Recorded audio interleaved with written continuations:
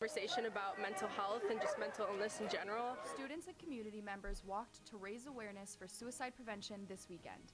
A new organization on campus unites diverse voices of multicultural student leaders. If I were to get an opportunity to work here, I think it'd be pretty awesome. Foxconn will bring new opportunities to Marquette students. Captain Jeff Kranz has advice on what to do in the event of an active shooter. We'll tell you what he said and more tonight on Marquette Now.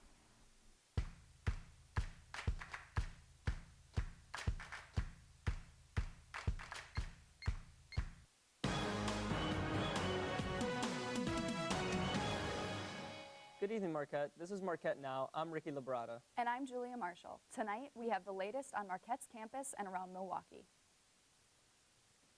Marquette University's recent partnership with Foxconn has opened up many opportunities, both in internships and post-graduation. Grace Terry was at the Foxconn event in the AMU. Foxconn was at the AMU on Monday afternoon to show off their 8K resolution technology. The recent partnership means exciting new opportunities for Marquette students after they graduate. Well, yeah, there's a couple of things that Foxconn is trying to do here on campus today. The first is just to kind of introduce themselves to the Marquette community. They're obviously new to manufacturing in the United States, new to Wisconsin, building this tremendous transformative plant in Racine eventually, and they just want people to get to know them. So they have their products out here. You can see it's some of the most world-class technology you'll find anywhere. I think this is a really exciting time to be a student at Marquette because there's going to be a lot of different opportunities available here with Foxconn. And, you know, engineering is sort of the first thing that might come to mind with people, but it's not just that. We have a nationally ranked supply chain program, and that's going to be huge for Foxconn. They're going to have to figure out how to integrate all these suppliers that will be coming to Wisconsin to help them build all these products that you see behind us. So supply chain, maybe data analytics, some of the other programs that we have up and coming at Marquette. So I really think it'll touch a lot of academic departments at Marquette and have a lot of possibilities for students. I'm looking to apply in the supply chain and finance field. I'm not sure yet, just for an internship. Thought I'd come here and kind of, get a feel of what Foxconn's all about. And yeah, I'll be applying tonight. So if I were to get an opportunity to work here, I think it'd be pretty awesome. Well, I'm an IT major, so I'm really interested in technology, and I came to just check out Foxconn and everything, and my friend said to come look at the frameless TV, so that's what I wanted to do. I know that it's for, like, you can go look at internships, co-oping, and everything, and so for me being in the technology field, it's really interesting to, see what's out there at the moment. If you missed Monday's event, there is still another opportunity on October 23rd. From Marquette Wire News, I'm Grace Terry. For more information on applying for either an internship or job, you can email foxconn@marquette.edu. Many students living off campus are facing problems with lead in their water. There are 123 properties being affected between 11th and 25th Streets and Clybourne and State Streets. The lead pipes in these properties are contaminating the water used for drinking, cooking, and bathing. While these pipes are in students' apartments, it is not up to these students to replace them. The decision of whether or not to replace the pipes is up to the landlord. MUPD has expanded their patrol zones. The expansion was made to include several blocks west of 22nd Street. The zone now allows for better patrolling and jurisdiction of the area. State law allows 4 areas to expand or compress depending on the property that the campus owns. MUPD Captain Jeff Kranz stated, quote, "Now our officers can take action within our jurisdiction instead of making a stop and having to call the Milwaukee Police Department to come and take care of it." Senior in the College of Arts and Sciences, Haider Shabi, recently started a new Amnesty International chapter. The goal of this chapter is to inform students of issues around the world in order to prevent injustices. Amnesty International is a movement of people fighting for human rights, no matter the person or situation. The chapter is just starting up and will host its first meeting on October 11th from 4 to 5 p.m. in the Alumni Memorial Union, room 313. The Multicultural Student Council is aiming to bring together voices of cultural organizations to promote more inclusive communities on campus. The council, which was created this year, contains 1 or 2 members of each cultural organization. The aim of this group is to promote social justice and advocate for these diverse communities. The council was involved in this year's Homecoming Week planning and will be continued to be involved in planning campus events and next year's homecoming festivities. On September 29th, the Marquette University Police Department released the annual Security and Fire Safety Report. The rates for motor vehicle theft, drug arrests, and illegal arrests have risen. However, the sex offenses have decreased by 3% since 2014. The amount of on-campus referrals for alcohol-related incidents have dropped by 9.6% since 2014. However, drug-related referrals have increased by 14.2%. Marquette University Police Department stated in the report that they are in compliance with all federal laws. Now Jack Ryan has your weather update. Tell us, Jack, is this fall weather starting to come in? It does look like this fall weather is starting to come in. With tonight, we'll have a high of 58 degrees and cloudy with winds coming from the northeast at 9 miles an hour. And then tomorrow, we'll have a little warmer weather with a high of 61 degrees and partly cloudy, and then winds at 6 miles per hour. And then in the state of Wisconsin, just to the west of us in Madison, it will have a high of 56 degrees. Just to the north in Eau Claire, we'll have a high of 58 degrees tomorrow. And then in Wausau, 59 degrees. And then just to the north of Marquette in Green Bay, we'll have a high of 58 degrees. And then in Milwaukee and Marquette, we'll have a high of 58 degrees as well tomorrow.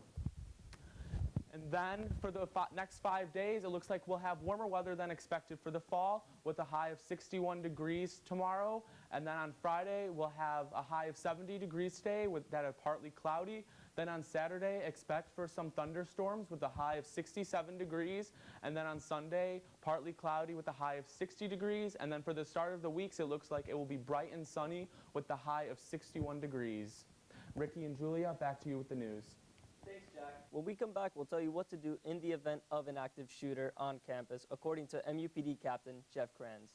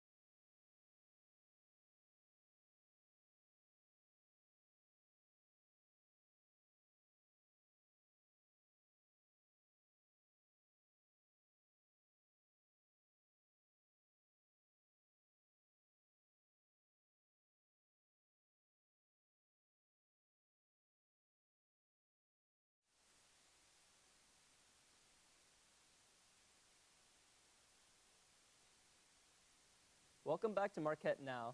I'm Ricky Labrada. And I'm Julia Marshall. Here's what is happening on Marquette's campus.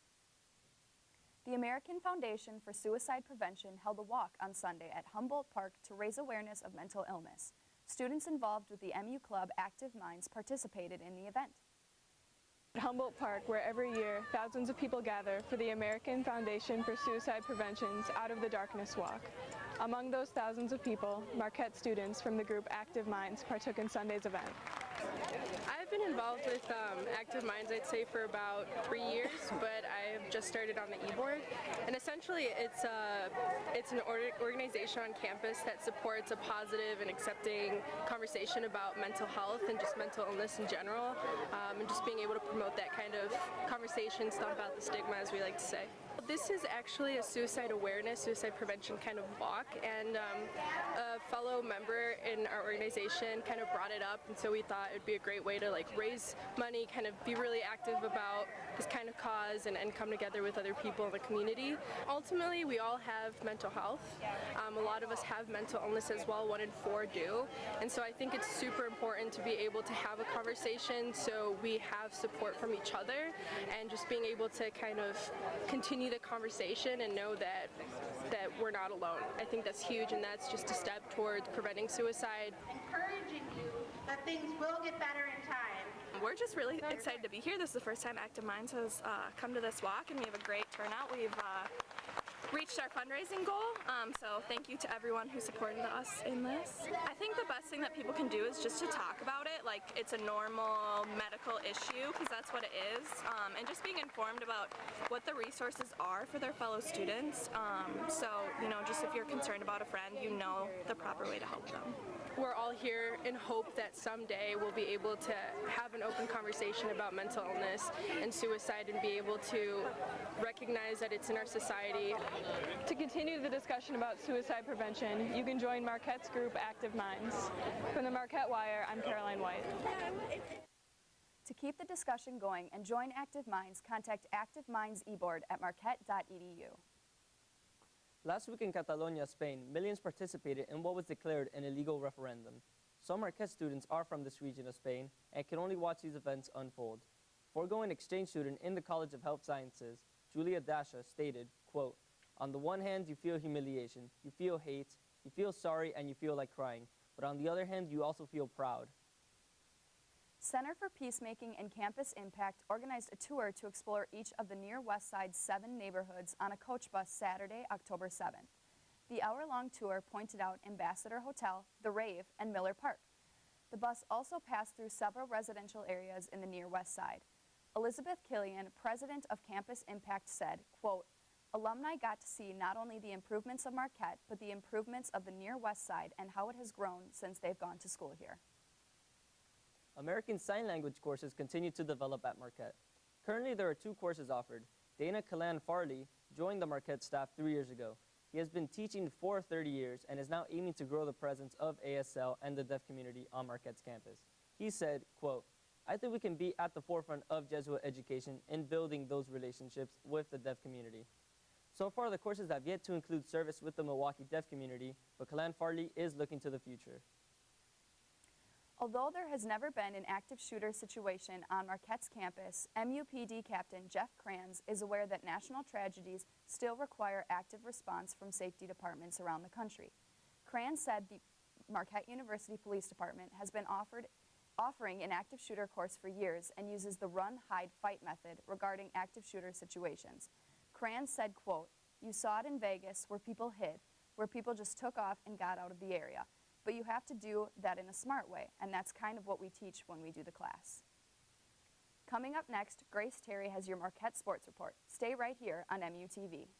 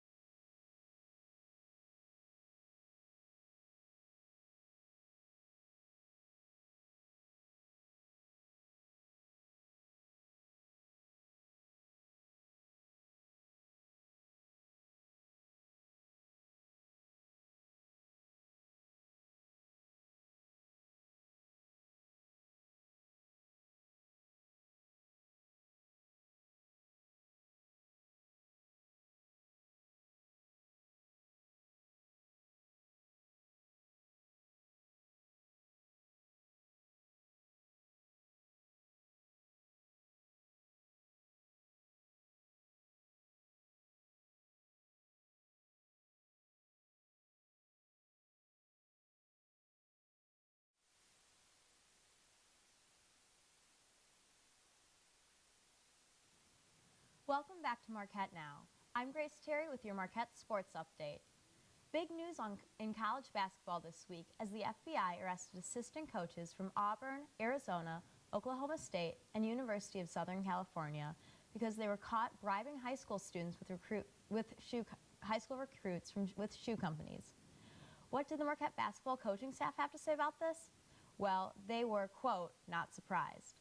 Coach Wojo said Marquette has done nothing to include them in this FBI investigation. Homecoming week festivities include the celebration of the start of basketball season with Marquette Madness. Here's Kevin Wells to introduce us to this year's Marquette women's basketball team. To the 2017-18 college basketball season, and Friday night fans filled the Al McGuire Center to cheer on their defending Big East champions, the Marquette women's basketball team.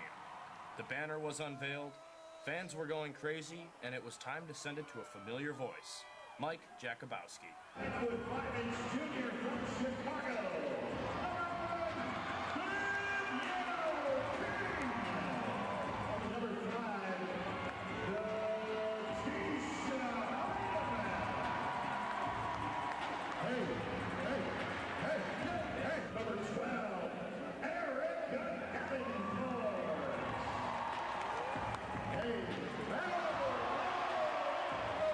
Jakubowski did a great job revving up the fans. As you can see here, they're all having a great time.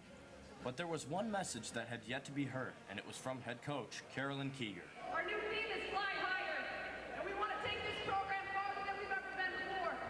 And we need your help, we need your support. Let's pack the L this year. We are! Reporting from the Al McGuire Center, I'm Kevin Wells, Marquette Wire Sports.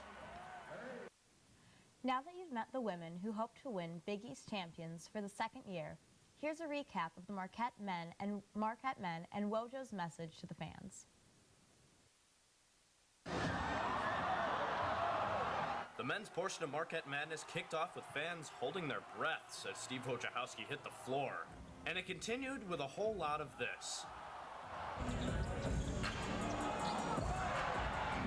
You can even see Australian center Harry Froling nailing threes, something that will certainly give Marquette a new dynamic. As for Steve Wojciechowski, his message was simple. Make sure you show up, you're loud, and let's have one of the best years in the history of Marquette basketball. Thank you very much. From the Al McGuire Center, I'm Kevin Wells, Marquette Wire Sports. Kicking it over to soccer, the women's team is finding the Big East Conference more difficult than they thought. The team lost to Providence 10-1 this past weekend, and the challenge doesn't stop there. The team must face Xavier at home and Georgetown on the road in the next 2 weeks. To make it to the Big East tournament, the team needs to be in the top 6. Right now, the women's team is tied for 4th with Villanova. Former TCU player Greg Anderson takes #1 spot in men's tennis lineup. Anderson is originally from Tucson, Arizona, but chose to come to Milwaukee after spending a year at TCU. He said, quote, that the transition has given him a closer community than his former school. Perfecting his volleying and serving is now Anderson's main focus. He wants to keep his #1 spot and compete against other top spots in the Big East. That's all I have for your Marquette Sports Update. When we come back, Amelia Jones interviews Rebecca Carvalho in this week's Down to the Wire.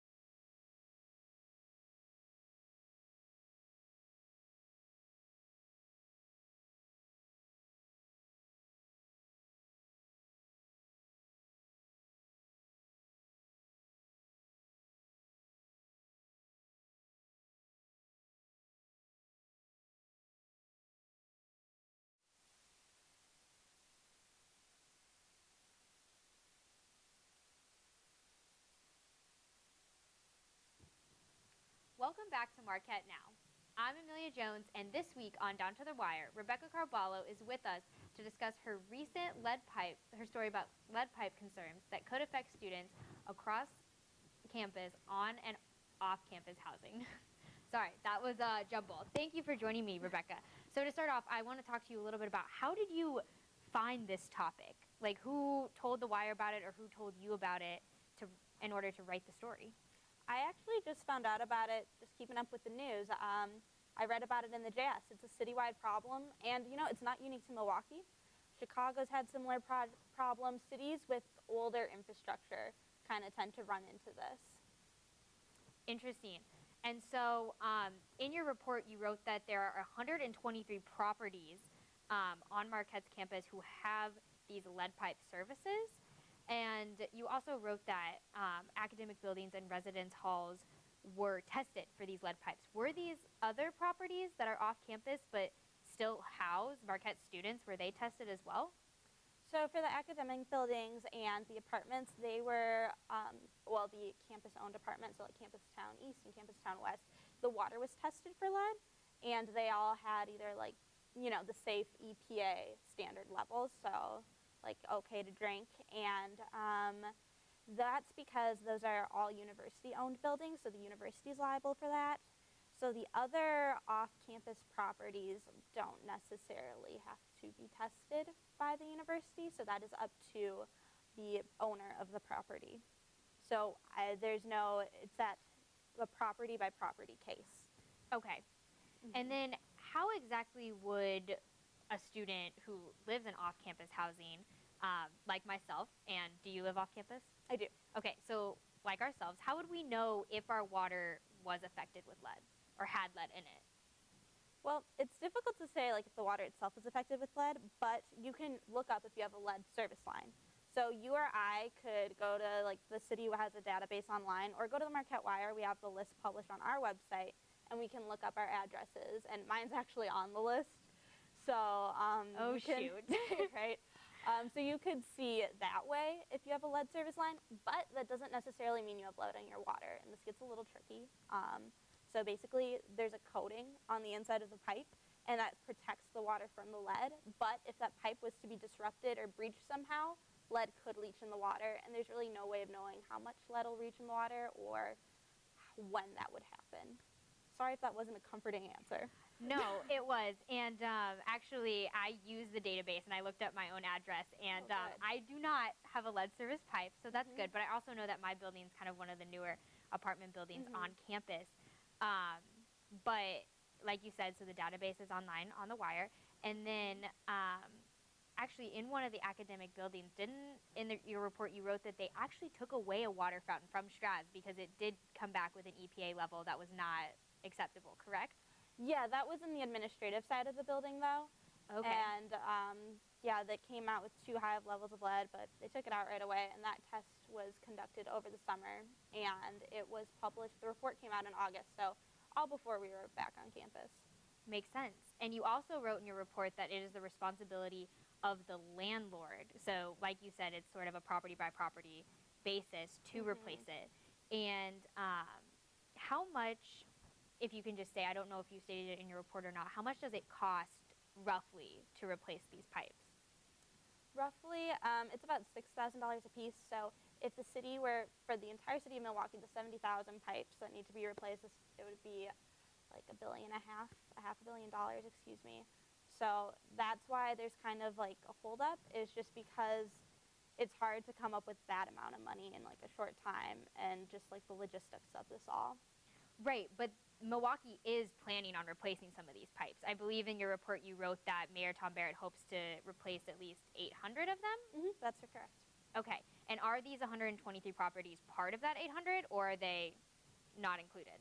So the properties the city is tackling first are higher risk areas, so areas like daycares and places with a lot of children or mothers who are nursing, because the effects of lead are like a lot of developmental problems. So that's things that affect kids a lot. So if you're living in an area with a bunch of children, or you're a daycare or school, that property's going to be taken care of first. If you have an emergency breakage or leak or something, then that's going to be taken care of first. So I imagine that student housing might not be on the top of that list. Okay. So if it's not on the top of the list, then what can students do if they are worried about this? Like, say they look up the database and they see their address on the list. Do you recommend maybe that they get a filter? Or do they let it go? Or what would you advise? Yeah, I mean, anyone can get a filter. You can get one at the hardware store. You know, I'm sure if you called up your landlord, maybe they would install it for you. So I think the filter is probably the best way to go. And what exactly? Sorry, I'm not familiar with water filters. It would just go on your like sink. Yeah, there's some that are like that, or like even just like if you really want, you could get a Brita. I mean, I don't know. It's either way, just some type of filtration device. And are you going to be updating and keeping up with the story? Yeah, I definitely plan on following it, and then just kind of I want to keep my ear to the ground, see if any students, you know, do look into replacing it, because I think before I read the JS story, I never thought, oh, does my property have a service line? So I'm kind of hoping that this makes people on campus more aware. And I would encourage people to like look up their address on the actual database, because we just took a sample size. I looked at just a sample of areas that were concentrated in campus. Wonderful. Well, thank you, Rebecca, again for joining me. I really appreciate it. And if you want to read the rest of her investigative story, please visit marquettewire.org. That's all I have for Down to the Wire. We will see you next week on Marquette Now. Have a great week, Marquette.